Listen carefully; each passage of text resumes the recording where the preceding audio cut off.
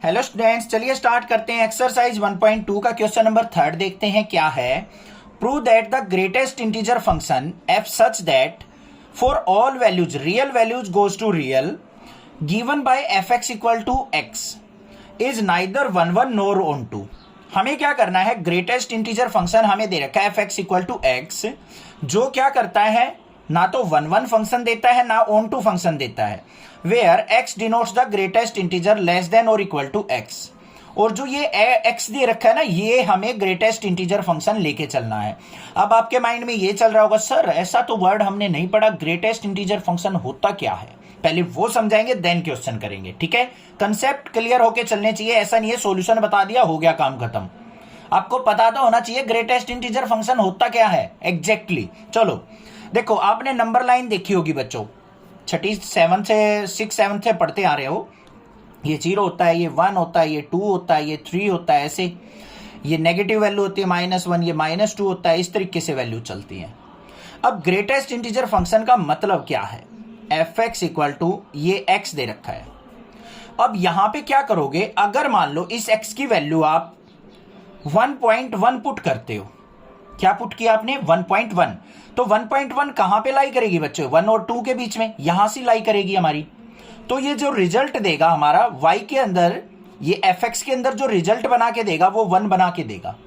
मतलब ये 1.1 जो 0.1 है ना उसको खा जाएगा, रिजल्ट देगा ओनली 1। ये होता है ग्रेटेस्ट इंटीजर फंक्शन। अगर मान लो आप यहां पे 1.5 पुट करते हो x की वैल्यू, तो y की वैल्यू फिर भी ये 1 देगा। अगर मान लो आप इसकी वैल्यू 1.9 पुट करते हो, y की वैल्यू है फिर भी 1 देगा। जैसे ही आपने x की वैल्यू 2 से थोड़ी सी बड़ी रखी, 2.01 रख दी, 2 से थोड़ी सी बड़ी यहां पे आ गई, तो ये हमें वैल्यू जो देगा वो 2 देगा। 2 और 3 के बीच में जो भी वैल्यू जाएंगी तो वो हमें 2 वैल्यू देगा। 1 और 2 के बीच में जो वैल्यू होगी वो हमें 1 देगा। ठीक है, समझ में आ गई। 0 और -1 के बीच में जो भी वैल्यू होगी वो -1 देगा। -1 -2 के बीच में जो भी वैल्यू आएगी उसमें -2 देगा। ऐसे वैल्यू देता है ग्रेटेस्ट इंटीजर फंक्शन। अब बात हुई क्लियर, समझ में आ गई। चलिए देखते हैं अब इसके सॉल्यूशन की तरफ। सॉल्यूशन में बच्चों सबसे पहले तो ये देखो, हमें वैल्यू जो पुट करनी है such that real values put करनी है और रियल वैल्यू ही हमारा रिजल्ट आना चाहिए, इसका मतलब ये है। और फंक्शन जो यूज करना है हमें एफ एक्स इक्वल टू क्या यूज करना है, ग्रेटेस्ट इंटीजर फंक्शन x। इसके लिए हमें करना क्या पड़ेगा, 2 ओव्यूल बनाने पड़ेंगे अपने। भाई ओव्यूल से ही हमारा जो आंसर है वो बिल्कुल करेक्ट निकल के आता है और अच्छे से हम समझ पाते हैं। अब यहां पे देखो हमने क्या किया, पहले एग्जांपल के तौर पे 1.1 पुट कर लिया आपने, तो हमारी इमेज जो बनेगी वो क्या बनेगी, 1 ही तो निकल के आएगा। मान लो आपने 1.5 पुट कर दिया, तब भी इमेज क्या बनेगी 1। 1.9 पुट कर दिया तो भी इमेज क्या बनेगी 1। 2.01 पुट कर दिया तब इमेज आपकी बन रही है 2, और 2.9 पुट करने के बाद भी इमेज आपकी 2 बनेगी।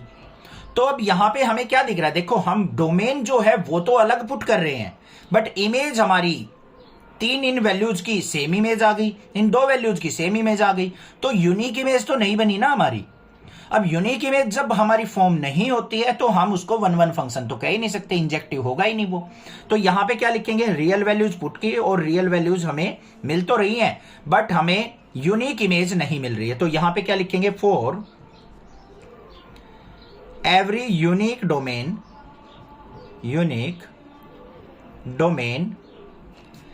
इमेज इज नॉट यूनिक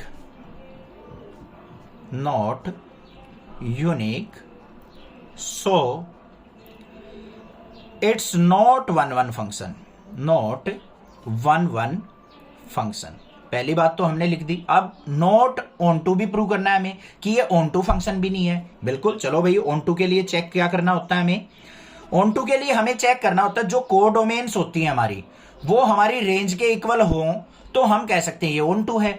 अब यहां पे इस फंक्शन के अंदर कोडोमेन क्या है, अब कोडोमेन लिखते टाइम आपको बस करना क्या होता है बच्चों, जो ये दे रखा है ना r गोज टू r, ये होती है हमारी डोमेन, ये होती है कोडोमेन। कोडोमेन में r वैल्यू आएंगी रियल वैल्यूज, तो यहां पे क्या क्या आएंगी हमारी, +-1 0 भी आएगी, +-2 भी आएगा, रूट की टर्म्स भी आएंगी, √2 √3, फ्रैक्शनल वैल्यू भी आएंगी, 1/2 1/3, इस तरीके से बहुत सारी वैल्यू निकल के आएंगी।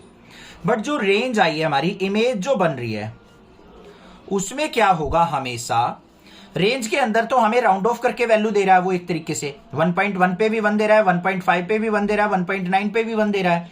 तो इनकी हमें एक सिंगल सी इमेज बना रहा है, 1 2 3 इस तरीके से हमें वैल्यूज दे देगा। नेगेटिव वैल्यू भी दे देगा, -1 -2 -3। बट जो हमारी ये फ्रैक्शनल वैल्यू है ना 1/2 है, जैसे 0.5 हुआ है इसका मतलब, तो वो 1/2 को 0 बना के दे देगा, 1/2 यहां पे आएगा ही नहीं कभी भी। तो क्या हुआ यहां पे, जो हमारी रेंज है वो क्या है, सबसेट है किसकी, कोडोमेन की, इक्वल नहीं है ये। So it's not onto function. तो ये जो फंक्शन है हमारा ऑन टू नहीं है। बस ये चीज दिखानी थी हमें, समझ में आ गई होगी, क्लियर है, कोई दिक्कत की बात नहीं है। कोई भी प्रॉब्लम लगे अब मैं मुझसे पूछ सकते हो, मैं आपकी हेल्प जरूर करूंगा। मेरा मोटिव यही है कि जो मेरे से पढ़ते हैं बच्चे उनके फुल मार्क्स आए और उनके कंसेप्ट स्ट्रांग हो, कहीं ना कहीं सक्सेस प्राप्त करें और नेक्स्ट क्लासेस को थोड़ा सा याद करें। बट चैनल को सब्सक्राइब करके रखना और उसको अनसब्सक्राइब मत किया करो एक बार करके, प्लीज। ये रिक्वेस्ट है आपके टीचर की आपसे, गुरु दक्षिणा के तौर पे इतना तो कर सकते हो आप अपने टीचर के लिए, मैं कोई फीस चार्ज नहीं कर रहा हूं आपसे। तो थोड़ा सा सपोर्ट कर दो, मेरा भी सपोर्ट हो जाएगा, मैं आपका भी सपोर्ट करता रहूंगा। Thank you students for watching your channel next classes.